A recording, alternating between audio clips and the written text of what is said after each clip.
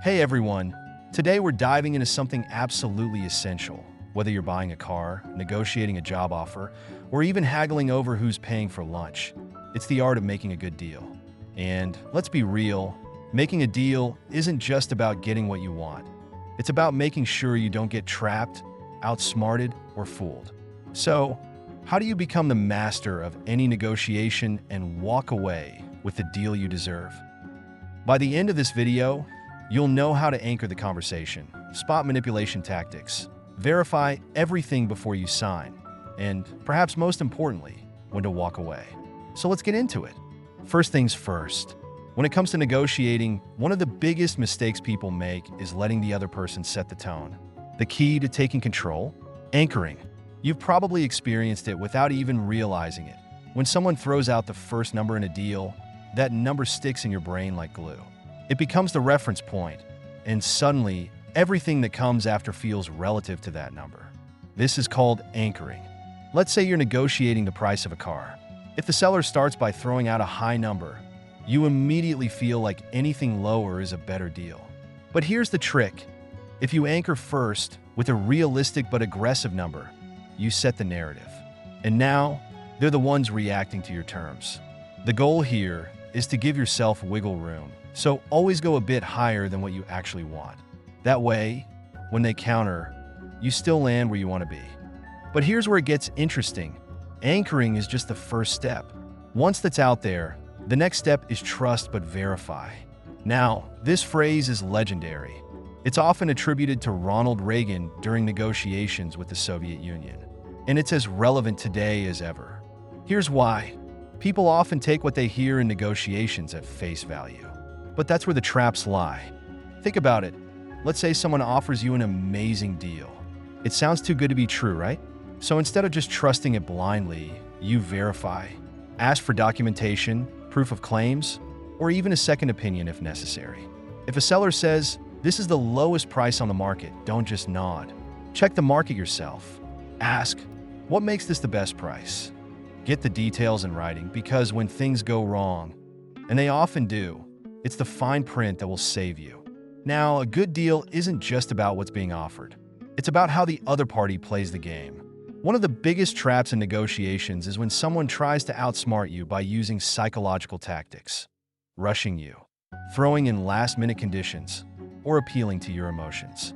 Here's where your social intelligence kicks in. Don't be rushed. Whenever you feel someone is pushing you to make a quick decision, whether it's "this offer is only good for today" or "we have another buyer interested," take a step back. This tactic is designed to put pressure on you, to make you feel like if you don't act now, you'll lose everything. But here's the truth. If they're trying to rush you, they're likely hiding something. So, how do you counter this? You slow it down. Ask questions. Break the pressure. If they're trying to rush you, that's your first clue to dig deeper. The more questions you ask, the more information you'll get. And often, you'll expose any games they're playing. Speaking of games, let's talk about the walkaway point. This is one of the most powerful tools in your negotiation toolkit. Before you even step into a negotiation, you need to know your absolute bottom line. What's the point where, no matter what, you're willing to walk away? The biggest mistake people make is thinking they have to close a deal. But here's the thing. Sometimes, the best deal you'll ever make is the one you don't take. Why? Because when you know your walkaway point, you have power. It shows confidence. You're not negotiating out of desperation, which makes you harder to manipulate. Let's say you're buying a house, and the seller won't budge on the price, but it's way over your budget. Instead of pushing for a bad deal, you say, "Thanks, but I'm going to walk away." What happens? Suddenly, the seller realizes you're serious, and they might just come back with a better offer.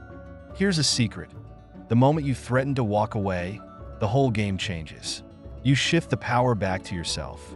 And if they don't meet your terms, walking away was the right move anyway. But now, let's talk about when the other party is playing games with you. Manipulation in negotiations can be subtle. They might use tactics like guilt, pressure, or even flattery to get you to agree to terms that aren't in your favor. They'll say things like, "You're the perfect person for this deal," or "I'm giving you a special price because I like you." Flattery might feel good, but remember, business is business. Keep your emotions in check. Here's what you do. When someone tries to play games, you call them out. Not aggressively, but calmly. Say, "I appreciate the compliment, but let's focus on the details of the deal."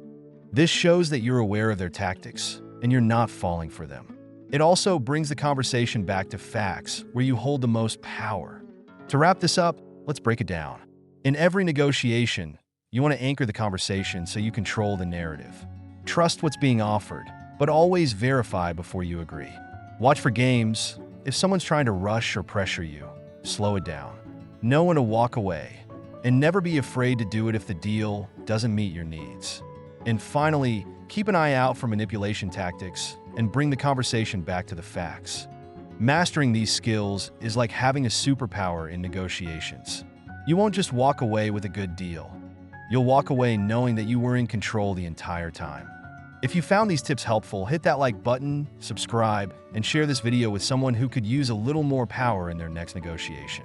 Stay sharp, stay savvy, and remember, every deal can be a good deal when you know how to play the game.